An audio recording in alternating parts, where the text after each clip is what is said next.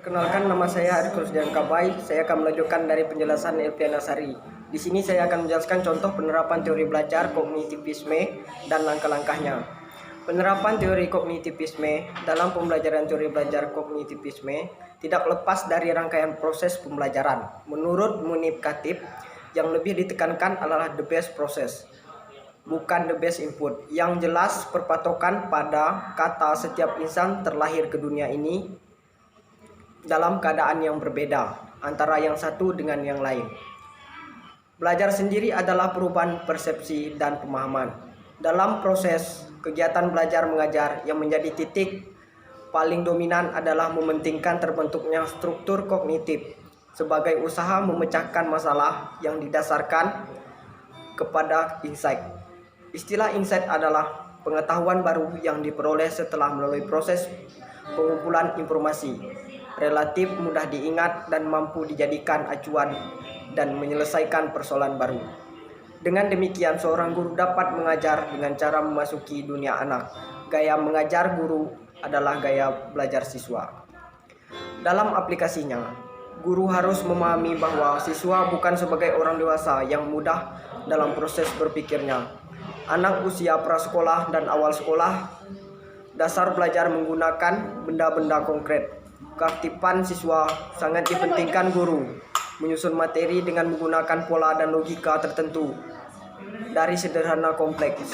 Guru menciptakan pembelajaran yang bermakna, memperhatikan perbedaan individual siswa untuk mencapai keberhasilan siswa. Hakikat belajar menurut teori kognitif dijelaskan sebagai aktivitas belajar yang berkaitan dengan penataan informasi, reorganisasi persepsual, dan proses intelektual. Kegiatan pembelajaran yang berpijak pada teori belajar kognitif ini sudah banyak digunakan dalam merumuskan bertujuan pembelajaran, mengembangkan strategi dan tujuan pembelajaran. Tidak lagi mekanistik bagaimana yang dilakukan dalam pendekatan behavioristik. Kebebasan dalam keterlibatan siswa secara aktif dalam proses belajar amat diperhitungkan agar belajar lebih bermakna bagi siswa. Sedangkan kegiatan pembelajarannya mengikuti prinsip-prinsip sebagai berikut. Yang pertama, siswa bukan sebagai orang dewasa yang mudah dalam proses berpikir. Mereka mengalami perkembangan kognitif melalui tahap-tahap tertentu. Anak usia prasekolah dan awal sekolah dasar akan belajar dengan baik, terutama jika menggunakan benda-benda konkret. Keterlibatan siswa secara aktif dalam belajar amat diperhitungkan, karena hanya dengan mengaktifkan siswa maka proses asimilasi dan akomodasi pengetahuan dan pengalaman terjadi dengan baik. Untuk menarik minat dan meningkatkan resistensi belajar perlu mengkaitkan pengalaman atau informasi baru dengan struktur kognitif yang telah dimiliki si pelajar. Pemahaman dan retensi akan meningkat jika materi belajar disusun dengan menggunakan pola dan logika dari sederhana ke kompleks.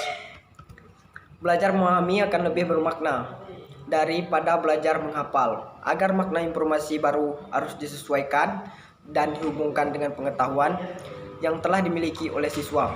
Tugas guru adalah menunjukkan hubungan antara apa yang sedang dipelajari dengan apa yang telah diketahui siswa.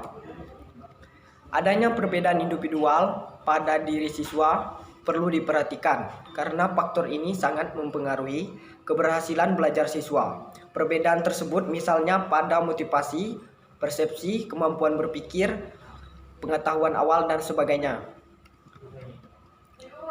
Dari pemahaman di atas, maka langkah-langkah pembelajaran yang ditemukan oleh masing-masing tokoh tersebut berbeda. Secara garis besar, langkah-langkah pembelajaran dikemukakan oleh Suciati dan Prasetya Irawan 2001 dapat digunakan. Langkah-langkah tersebut adalah sebagai berikut. Langkah-langkah pembelajaran menurut Piaget. Yang pertama, menentukan tujuan pembelajaran. Yang kedua, memilih materi pembelajaran. Yang ketiga, menentukan topik-topik yang dapat dipelajari siswa secara aktif. Yang keempat, menentukan kegiatan belajar yang sesuai untuk topik-topik tersebut, misalnya penelitian, memecahkan masalah, diskusi, stimulasi, dan sebagainya.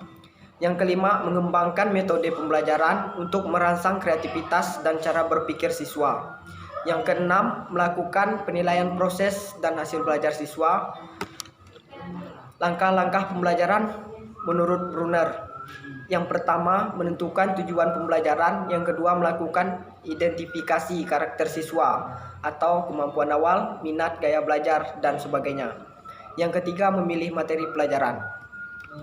Yang keempat, menentukan topik-topik yang dapat dipelajari siswa secara induktif dari contoh-contoh ke generalisasi.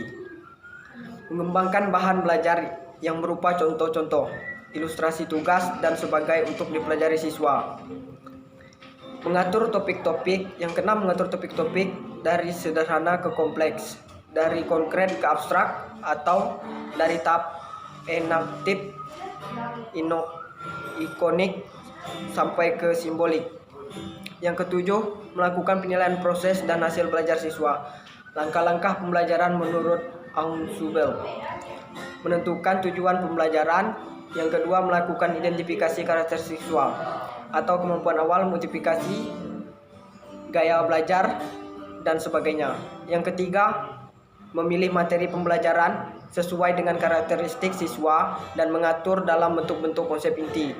Yang keempat, menentukan topik-topik dan menampilkannya dalam bentuk advanced originals yang akan dipelajari siswa.